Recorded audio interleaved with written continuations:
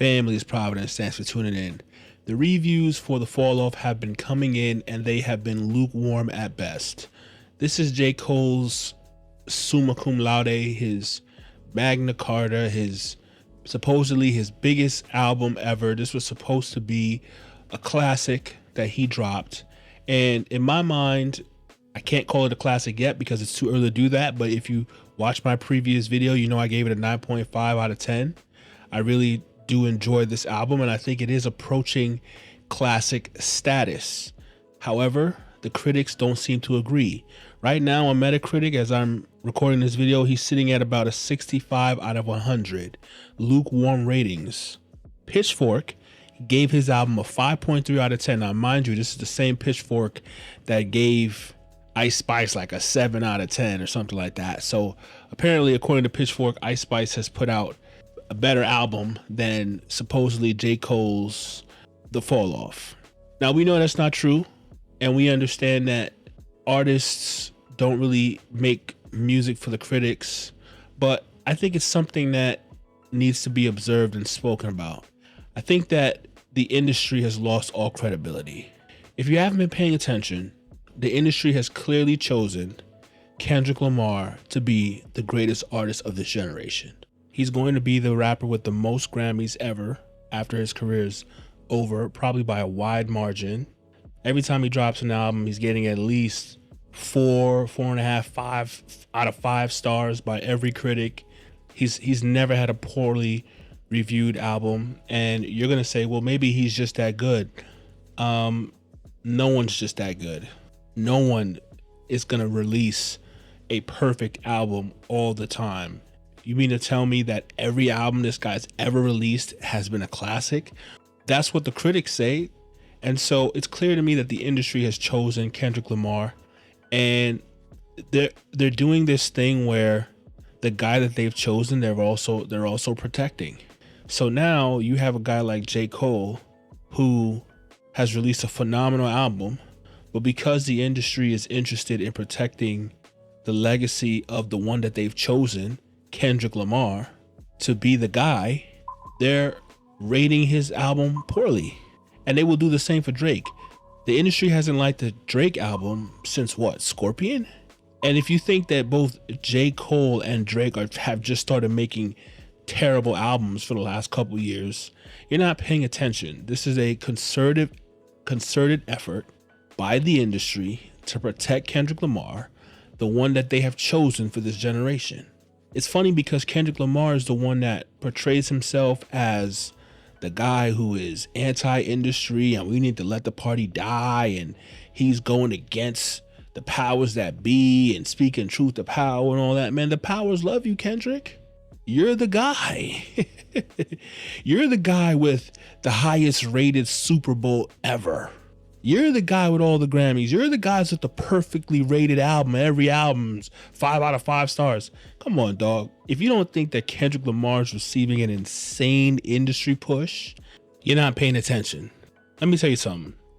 I know all these critics, they like to hide behind their high level arguments and they like to make themselves sound reasonable, and they like to make themselves sound like they're calm, cool, and collected when they give their takes, whether it be on podcasts or whether they write their reviews, and everything sounds nice and people use nice, big, fancy words and perfect grammar. And you think, oh, this is a nice, educated, well thought out, unemotional take. I'm here to tell you that's cap. All these critics, all these talking heads, me included, we all have our dog in the fight. This is a very emotional thing that we care about. We care about hip hop. We care about people's legacies. We care about our guy winning the debate and being seen as the best, because we want to also be seen as correct in our takes and the way that we interpret things and give our opinions on things. And so people are not giving fair and balanced reviews and critiques. And I fear this is what's happening with J. Cole. Because Kendrick Lamar has been chosen as the anti-Drake, and Drake is the monster that must be stopped, and Drake is the guy that everyone has their cross eyes on, J. Cole is collateral damage in that battle, in that fight. We have to make sure that Kendrick is seen as number one, and anyone that can challenge Kendrick to be seen as number one has to be destroyed. Drake primarily, but also J. Cole too, because he is a competitor to Kendrick and Drake. And so now we're looking at these reviews, and it's unfortunate because J. Cole dropped an amazing album, and it's suffering in terms of critical analysis because of the battle, because of the industry's protection of Kendrick Lamar.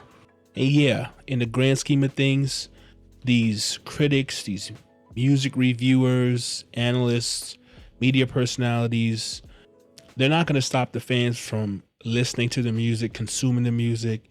J. Cole's fan base is rock solid. They're going to support no matter what. And so in the grand scheme of things, it's probably not going to matter much.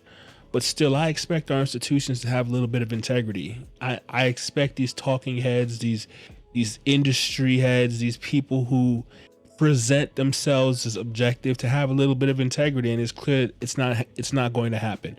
I know I shouldn't expect it because it's been proven time and time again. People just want to present their version of the truth, not the actual truth. But I do get a little bit frustrated because there are gullible people. There are people who are easily deceived. There are people who don't think for themselves. There are people who just follow the crowd. And I think that these media personalities know that if they just throw a little bit of blood in the water, man, the sharks will come. The people will just all follow like sheep, like lambs to the slaughter. And so it's a little bit frustrating to see a coordinated attack.